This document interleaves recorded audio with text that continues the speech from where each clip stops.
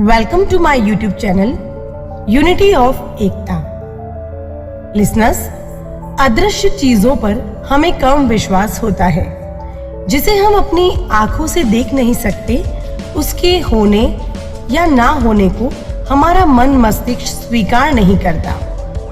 हमने सुना है कि ईश्वर सर्वत्र विद्यमान है, हर जगह भगवान मौजूद है, लेकिन हमने अपनी आंखों से नहीं देखा, जिससे ईश्वर के होने या ना होने का संशय भी बना रहता है। इस संशय को दूर करने के लिए आप वीडियो के अंत तक बने रहें, जिससे आपको कुछ नया एहसास हो सकेगा। इंसान उसी चीज को स्वीकार करता है जिसे उसने देखा, महसूस किया या जिसकी अनुभूति उसे होती है।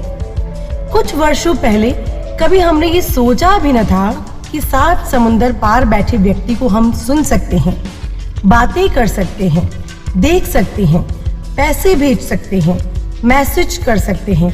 अनजान रास्तों पर भी हमें कोई मार्गदर्शन कर सकता है। लेकिन यह सब पॉसिबल हुआ कंप्यूटर, लैपटॉप, मोबाइल से। आज कंप्यूटर, लैपटॉप, मोबाइल की मदद से एक क्लिक से कई हजार किलोमीटर दूर बैठे व्यक्ति से संपर्क स्थापित कर सकते हैं, डेटा और मनी ट्रांसफर कर सकते हैं। मोबाइल हमारे पास है और 7 समुंदर पार बैठे उस व्यक्ति के पास भी है, जिसकी मदद से हम बातें करना, देखना, मैसेज करना, मनी ट्रांसफर करना करते हैं। परंतु इन दोनों मोबाइल के बीच ऐसी कौन सी चीज मौजूद है जो अदृश्य है, हमें अपनी आंखों से दिखाई नहीं देती, लेकिन फिर भी मौजूद है? वह क्या है? वह है वेव्स, तरंगे। लिसनर्स, वेव्स इनविजिबल होती है, उनमें पावर होता है और वह कार्य करती है।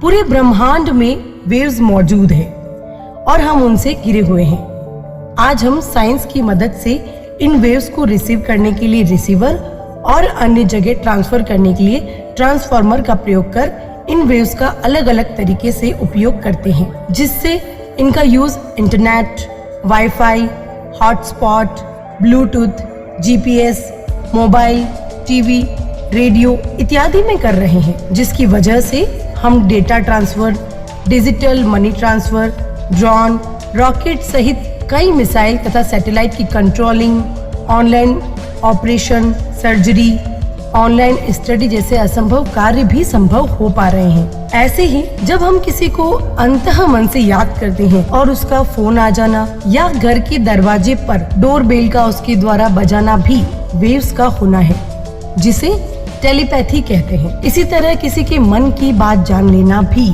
किसी का कुछ सोचना और किसी के द्वारा वो कार्य बिना उसके कहे करना भी, ये सब होता है मानसिक तरंगों से, मेंटल वेव्स से, जो कि एक माइंड से निकलने वाली वेव्स को दूसरा माइंड कैच कर लेता है। ऐसे ही कभी कभी मन में एहसास होना या पूर्वाभास होना कि हमें किसी जगह जाना है या नहीं, कहीं किसी दुर्घटना की घटित होने का पूर्वाभास होना, किसी घटना से अनजाने में मार्गदर्शन मिलना, किसी जगह पॉजिटिव फीलिंग आना और कहीं पर नेगेटिव फीलिंग होना भी वहाँ पर मौजूद वेव्स की वजह से ही है। इसलिए किसी ने कहा है कि ईश्वर सर्वत्र विद्यमान है और हमें स्वीकारना होगा, क्योंकि हमारे आसपास मौजूद हर चीज को हम आंखों से देख नहीं सकते, परंतु वह है, उसका अस्तित्व है, उसकी पावर है। साइंस की नजर में यह एनर्जी फिजिकल नियमों का रिफ्लेक्शन है। कुदरत ही भगवान है, यह ब्रह्मांड ही हमारा परम पिता है। एक सर्वशक्तिमान, सर्वव्यापी ईश्वर की तरह यह ब्रह्मांड ही हर तरफ मौजूद है। इससे बाहर, इससे पहले कुछ भी नहीं। खुद हम इसके हिस्से हैं, क्योंकि कुदरत जिस एनर्जी की झलक है, कुदरत को ईश्वर के तौर पर देखना, शक्ति को हर चीज के मूल में देखना हमारी पौराणिक आध्यात्मिक सोच का हिस्सा है। लिसनर्स, किसी भी रचना का कोई न कोई रचनाकार अवश्य होता है। ऐसे ही ब्रह्मांड एक रचना है और ईश्वर इसका रचनाकार है। ईश्वर ने ही इस ब्रह्मांड में गति दी है, जिसे बनाए रखने का पावर भी ईश्वर में ही निहित है और ये वेव्स भी इस ब्रह्मांड का हिस्सा है। इसलिए हमारे आसपास सर्वत्र यूनिवर्स में मौजूद तरंगे वेव्स में ईश्वर की पावर की मौजूदगी का एहसास है, जिसको हमारा मन मस्तिष्क धीरे धीरे स्वीकार कर रहा है। So listeners, welcome to power of invisibility, world of waves. So feel and accept the power of waves.